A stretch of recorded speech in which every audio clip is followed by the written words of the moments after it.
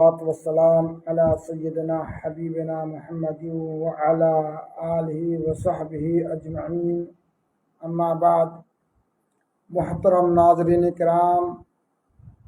اور پردہ نشین ماہر بہنیں،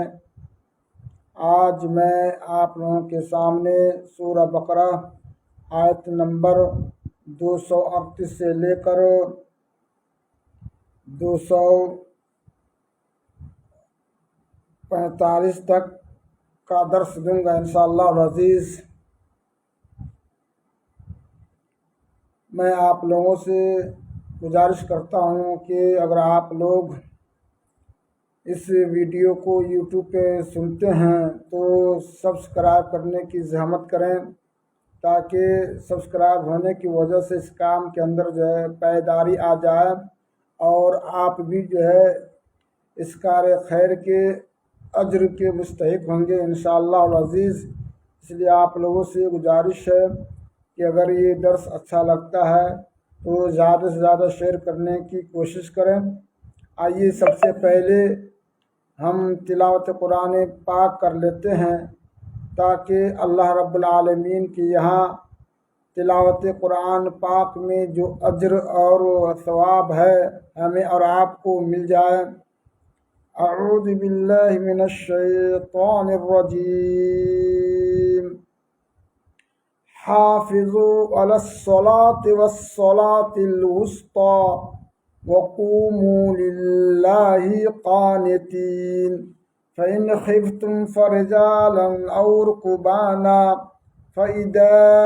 أمنتم فاذكروا الله كما علمكم ما لم تكونوا تعلمون، والذين يتوفون منكم ويذرون أزواجا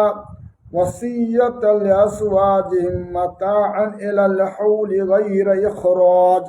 فإن خرجن فلا جناح عليكم فيما فعلنا في أنفسهن من معروف، والله عزيز حكيم، وللمطلقات متاع بالمعروف حقا على المتقين، كذلك يبين الله لكم آياته لعلكم تعقلون۔ ألم تر إلى الذين خرجوا من ديارهم وهم ألوف حذر الموت فقال لهم الله موتوا ثم أحياهم، إن الله لذو فضل على الناس ولكن أكثر الناس لا يشكرون۔ وقاتلوا في سبيل الله واعلموا أن الله سميع عليم، من ذا الذي يقرض الله قرضا حسنا فيضاعفه له أضعافا كثيرا، والله يقبض ويبسط وإليه ترجعون۔ محترم بزرگوں اور دوستوں اور اسلامی نوجوان ساتھیوں، ابھی آپ نے سورہ بقرہ آیت نمبر 238 سے لے کر 245 تک کی تلاوت سماعت کی ہے انشاءاللہ العزیز۔ آج ہم آپ کو انہی آیات کے درس دوں گا اور آپ لوگ سنیں گے انشاءاللہ العزیز۔ اللہ رب العالمین قرآن پاک کے اندر ارشاد فرماتا ہے، حافظوا علی الصلاة والصلاة الوسطى، کہ اے لوگوں اور اے مومنوں تم لوگ کیا کرو، نماز کی حفاظت کرو،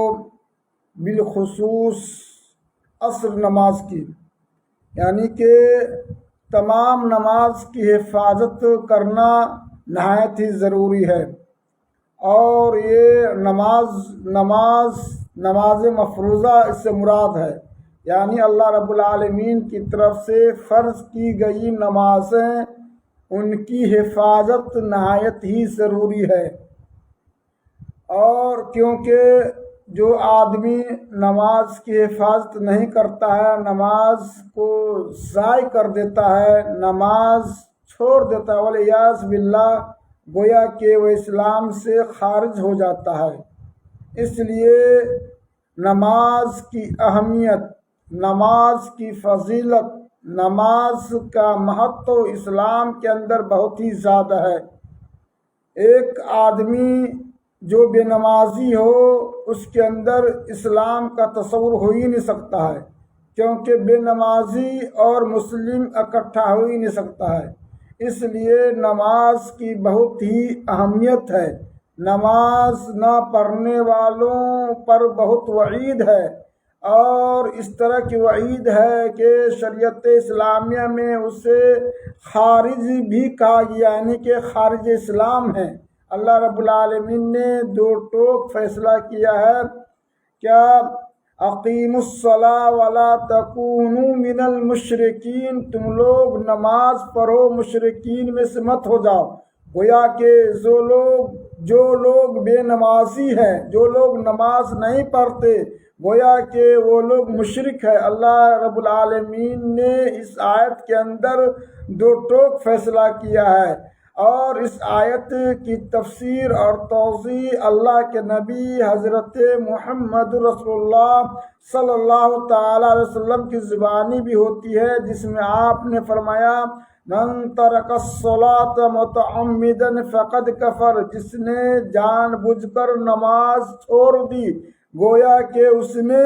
کفر کیا۔ یعنی کہ ایک کافر اور ایک مشرک، ایک کافر مشرک اور مومن کے درمیان جو فرق کرنے والی چیز ہے وہ نماز ہے۔ اللہ رب العالمین نے نماز کی حفاظت کرنے کی تلقین اس آیت کریمہ کے اندر کر رہا ہے۔ حافظوا علی الصلاۃ والصلاۃ الوسطیٰ، تم لوگ نمازوں کی حفاظت کرو، یعنی مفروضہ نماز کی حفاظت کرو، بالخصوص عصر کی نماز، والصلاۃ الوسطیٰ درمیان والی نماز، اس سے مراد ہے عصر کی نماز، جس کی وضاحت اللہ کے نبی حضرت محمد رسول اللہ صلی اللہ علیہ وسلم کی زبانی ہوتی ہے کہ اس سے مراد کیا ہے، عصر کی نماز ہے۔ اس کے بعد میں اللہ رب العالمین ارشاد فرماتا ہے وَقُومُوا لِلَّهِ قَانِتِينَ، اللہ رب العالمین کے لیے کھڑے ہو جاؤ جھکتے ہوئے، یعنی قانتین یکسو ہو کر کے۔ اللہ رب العالمین کے لیے تم لوگ کیا کرو، کھڑے ہو جاؤ، یعنی قیام کرو۔ پتہ یہ چلا کہ قیام نماز کا ایک حصہ ہے۔ قیام کسی غیر اللہ کے لیے تعظیم کے اعتبار سے، یعنی عقیدہ کے اعتبار سے، کہ اگر ہم اس کے لیے ہم کھڑے نہیں ہوں گے تو ہم کو کوئی نقصان پہنچا سکتا ہے، کچھ کر سکتا ہے، غیبی نقصان پہنچا سکتا ہے۔ اس طرح سے عقیدہ رکھ کر کے اگر آدمی غائبانہ شخص کے لیے قیام کرتا ہے، کھڑا ہوتا ہے، تو گویا کہ وہ مشرک ہے۔ یعنی کہ نماز کا ایک اہم حصہ جو قیام ہے، جس کے بغیر نماز نہیں ہوتی ہے، گویا کہ رکن من ارکان الصلاۃ ہے، کہ اگر قیام کرنے کی طاقت ہے، اگر قیام نہیں کرتا ہے، چھوڑ دیتا ہے، تو اس کو کیا ہے، نماز لوٹانا ہوگا، نماز کی نہیں ہوگی۔ تو گویا کہ قیام ایک اہم چیز ہے۔ اگر اس قیام کو اللہ کو چھوڑ کر کے غیر اللہ کے لیے ادا کرتا ہے، جیسا کہ آج لوگ بدعتیوں کا حال ہے، کہ غائبانہ شخص کے لیے جو حاضر نہیں ہے، جو اس دار فانی سے چلے گئے ہیں، مر گئے ہیں، انبیاء کرام کی شکل میں ہو یا پھر ولی کی شکل میں ہو، جو لوگ اس دنیا سے چلے گئے ہیں، ان کی آنکھوں سے اوجھل ہے، لیکن ان کی آمد کا انتظار کرتے اور کہتے ہیں کہ وہ آ رہا ہے، اور اس کے لیے لوگ کھڑے ہو جاتے ہیں، تو گویا کہ یہ اللہ رب العالمین کے ساتھ قیام میں اس نے شرک کیا۔ اس لیے کہ قیام اللہ رب العالمین کے لیے کرنا ہے، اور قیام کرنا کیسے ہے، یعنی نماز کی حالت میں۔ یہاں مراد بھی جو ہے اس سے کیا ہے، نماز، اللہ رب العالمین کے لیے یکسو ہو کر کے تم نماز پڑھو، یعنی قیام کرو، یعنی کہ جز بول کر کے اللہ رب العالمین نے جو ہے کل مراد لیا ہے، یعنی اس کا تعلق جو ہے نمازی سے ہے۔ جو نماز کا ایک ایک حصہ غیر اللہ کے لیے ہم ہرگز نہیں دے سکتے ہیں، جیسے قیام ہے، رکوع ہے، سجدہ ہے، کسی کے لیے ہم جو ہے رکوع، سجدہ اور قیام جو ہے ہم نہیں کر سکتے ہیں۔ اگر ہم کرتے ہیں تو گویا کہ اس عبادت کے اندر جو ہے ہم غیر اللہ کو جو ہے ہم شریک ٹھہراتے ہیں۔ اس کے بعد میں اللہ رب العالمین آگے ارشاد فرماتا ہے فَإِنْ خِفْتُمْ فَرِجَالًا أَوْ رُكْبَانًا، اگر تم کو دشمنوں سے ڈر ہے، تم کو خوف لائق ہے، تم خائف ہو تو تم چلتے ہی اور سوار ہوتے ہی اللہ کو یاد کرو، یعنی کہ ذکر و اذکار کرتے رہو۔ فَإِذَا أَمِنْتُمْ فَاذْكُرُوا اللَّهَ، جب تم مامون کی صورت میں ہو، امن میں ہو، یعنی جب تم کو امن لاحق ہو جائے، جب تم بے خوف ہو جاؤ، جب تم کو اطمینان ہو جائے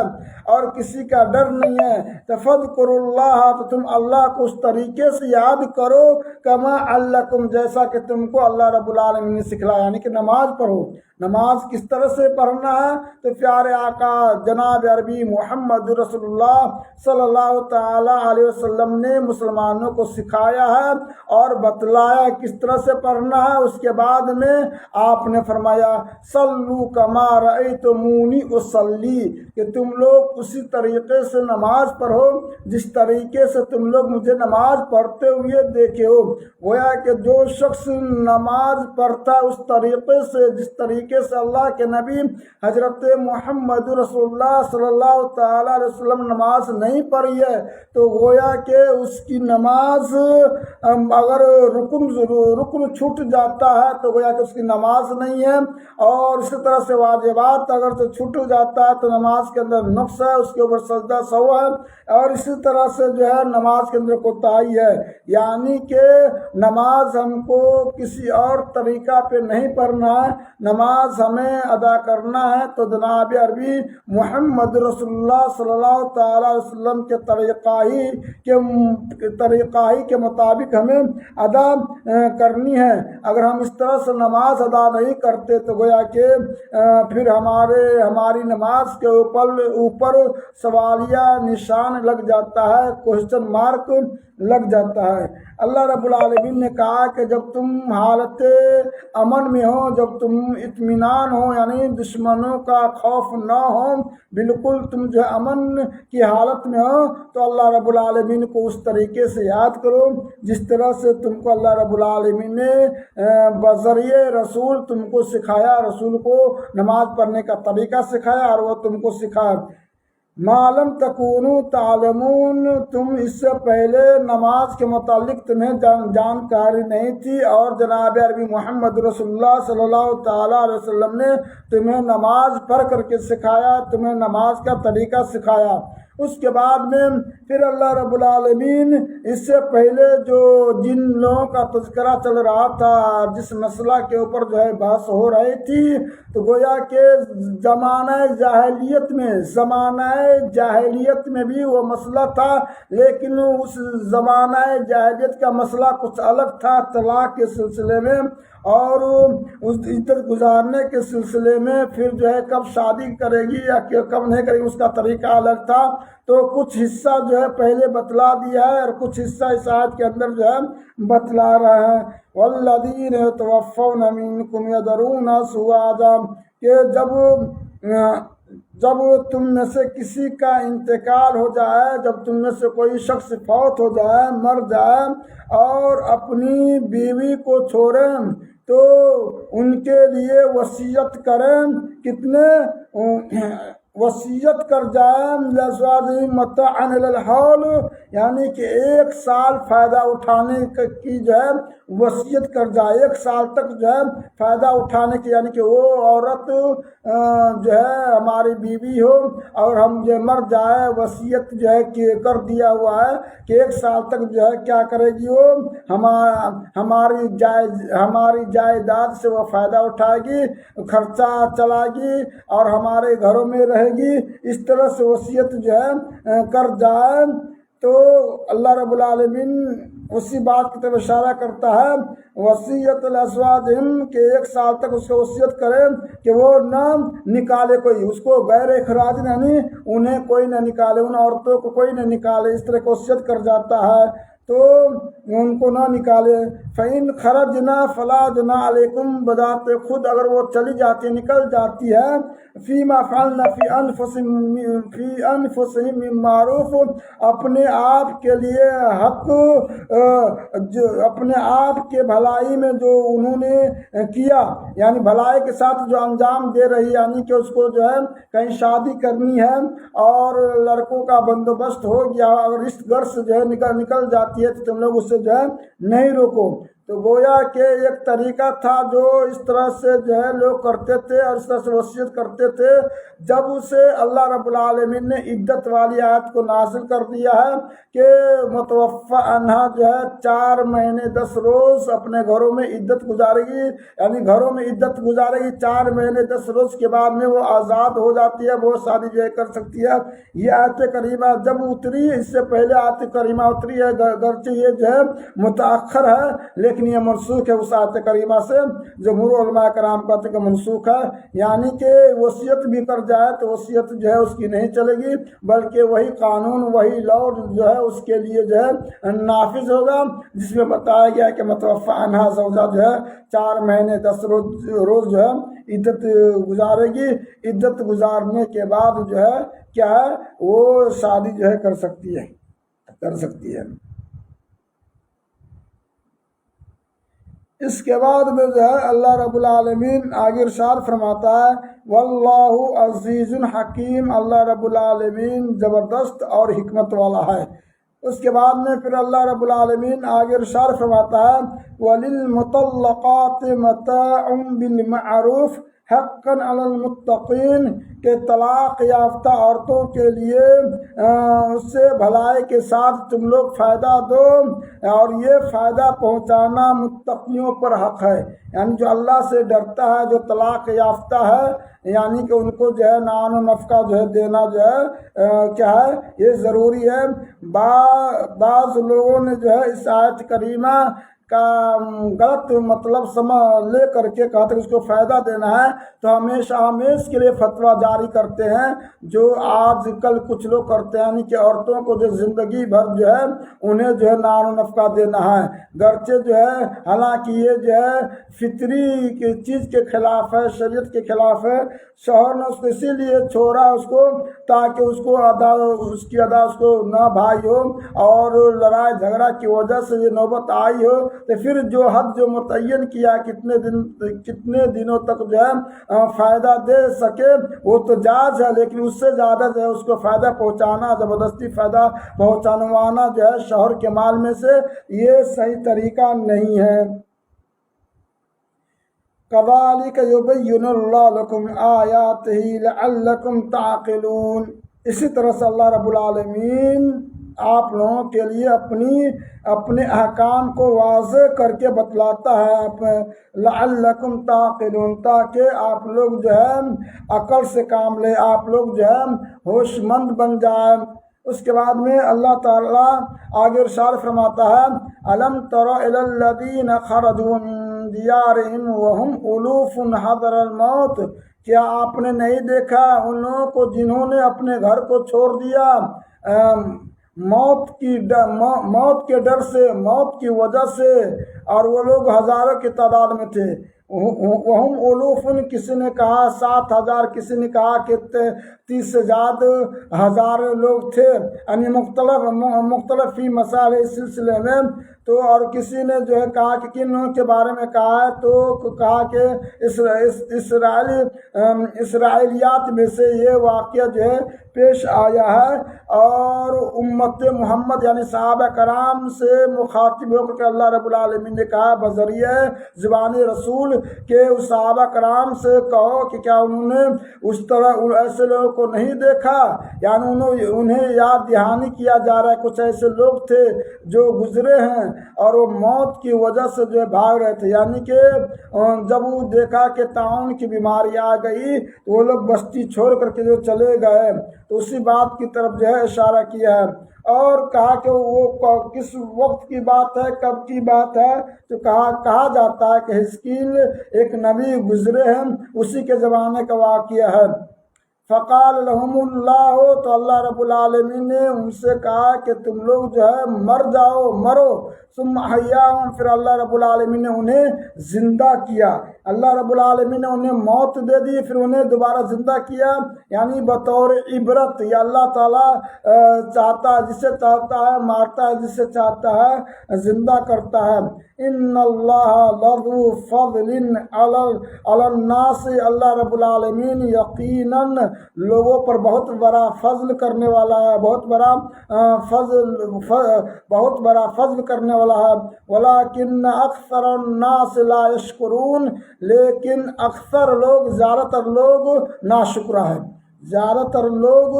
اللہ رب العالمین کا شکریہ ادا نہیں کرتے ہیں. اس کے بعد میں پھر کہا کہ اب جو ہے یہ اس زمانے میں چونکہ جہاد فرض تھا اور مسلمان کے کافروں سے لڑنا تھا، وہ لوگ لڑائی جھگڑا کرتے تھے، تو گویا کہ اس وقت کی بات ہے کہ اللہ رب العالمین صحابہ کرام کو جو ہے بذریعہ زبان رسول کہہ رہے ہیں کہ اب تم لوگ جو ہے ایسے لوگوں کی طرح نہ بن جاؤ کہ انہوں نے جو ہے موت کے ڈر سے اپنی بستی کو چھوڑ دیا. طاعون، یعنی اس بستی میں طاعون کی بیماری آ گئی تھی، اس کی وجہ سے چھوڑ کے چلے گئے. تو اللہ رب العالمین نے اسی جگہ پہ ان کو جو ہے موت کی نیند جو ہے سلا دیا، پھر اس سے زندہ کیا. تو کہا کہ تم لوگ بھی جو ہے موت سے نہ ڈرو، کیونکہ موت، زندگی اور موت میرے ہاتھ میں ہے، اور یقیناً ایک نہ ایک روز سب کو جو ہے میرے پاس آنا ہے. اس لیے اللہ رب العالمین کہتا ہے صحابہ کرام سے، وقاتلوا فی سبیل اللہ، تم لوگ اللہ کے راستے میں، اللہ کی راہ میں تم لوگ قتال کرو. وَاعْلَمُوا أَنَّ اللَّهَ سَمِيعٌ عَلِيمٌ، جان لو کہ اللہ رب العالمین بہت سننے والا اور جاننے والا ہے. اللہ رب العالمین ہر چیز سے واقف ہے. تمہارے سینوں کے اندر جو چیز کھٹکتی ہے اس کا بھی علم اللہ رب العالمین کو ہے. اس لیے پھر جو ہے اللہ رب العالمین کی فرما برداری میں لگ جاؤ. اللہ رب العالمین نے جو حکم تمہیں دیا ہے اس حکم کی تعمیل کرو اور اس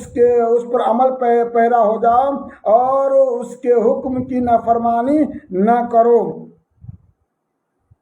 اس کے بعد میں اللہ رب العالمین آگے ارشاد فرماتا ہے، من ذا الذی یقرض اللہ قرضا حسنا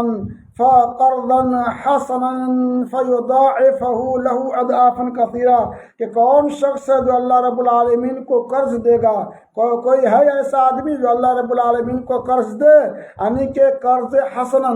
بہتر قرض جو ہے اللہ رب العالمین کو دے، ایسا قرض کہ جس میں جو ہے منافع ہی منافع ہو. فَيُضَاعِفَهُ لَهُ أَضْعَافًا كَثِيرًا، اس قرض کے اندر اللہ رب العالمین اسے بڑھا چڑھا کر کے دے گا. کون شخص ہے؟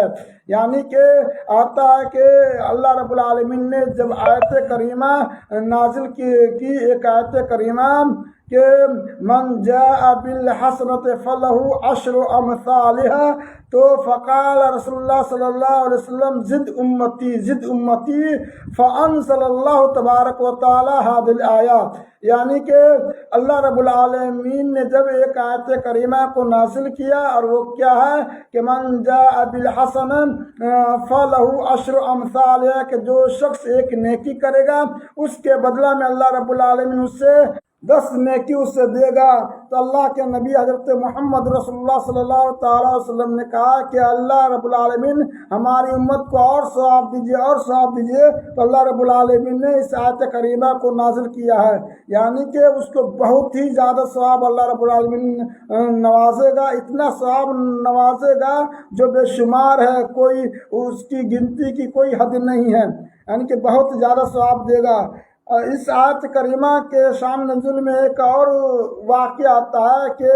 ایک صحابی کے سامنے آپ صلی اللہ علیہ وسلم نے یہ آیت تلاوت کی، تو صحابی نے کہا کہ اللہ کے نبی محمد صلی اللہ علیہ وسلم کیا اللہ کو بھی قرض کی ضرورت پڑتی ہے؟ کہا کہ ہاں. تو پھر آپ صحابی کہتے ہیں کہ میرے پاس جو دیوار ہے، دیوار کے پیچھے جو ہے 600 کھجور کا درخت ہے، میں اللہ رب العالمین کے وقف کرتا ہوں. تو گویا کہ یہ اللہ رب العالمین کو قرض دینے کا مطلب یہ ہے کہ اس کی راہ میں تم لوگ صدقہ خیرات کرو، جو تمہارے محلہ کے اندر غریب مسکین بیوہ وغیرہ یتیم وغیرہ ہے ان کا دیکھ ریکھ کرو۔ اس لیے اللہ رب العالمین کو قرض کی ضرورت ہی نہیں ہے۔ قرض اللہ کو دینا یعنی کہ صدقہ خیرات کرنا ہے۔ اللہ رب العالمین کہتا ہے، حدیث پاک میں آتا ہے کہ اللہ رب العالمین بروز قیامت کہے گا، اے وہ شخص تم خود کھاتا تھا، میں بھوکا رہتا تھا۔ کہا کہ اللہ رب العالمین میں نے سنا ہے کہ آپ دوسروں کو کھلاتے، آپ کھاتے نہیں ہیں۔ تو کہا اللہ رب العالمین کہے گا کہ تمہارے پاس جو فلاں بندہ تھا، رات میں جو بھوکا سوتا تھا، غریب تھا، مسکین تھا، تو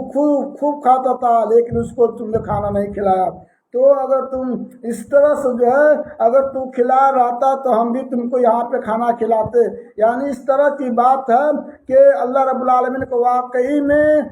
ہمارے مال کی ضرورت نہیں ہے، اور ہمارے کھانے کھلانے کی ضرورت نہیں، بلکہ اللہ رب العالمین بندوں کے لیے کہ بندہ کس طرح سے جو ہے امن و شانتی کی زندگی گزارے، کسی طرح کی تکلیف نہ ہو، اور جو صاحب مال ہے اس کو آزماتا ہے کہ وہ خالص سے کام لیتا ہے یا پھر جو اللہ رب العالمین کی راہ میں جو ہے خرچ کرتا ہے۔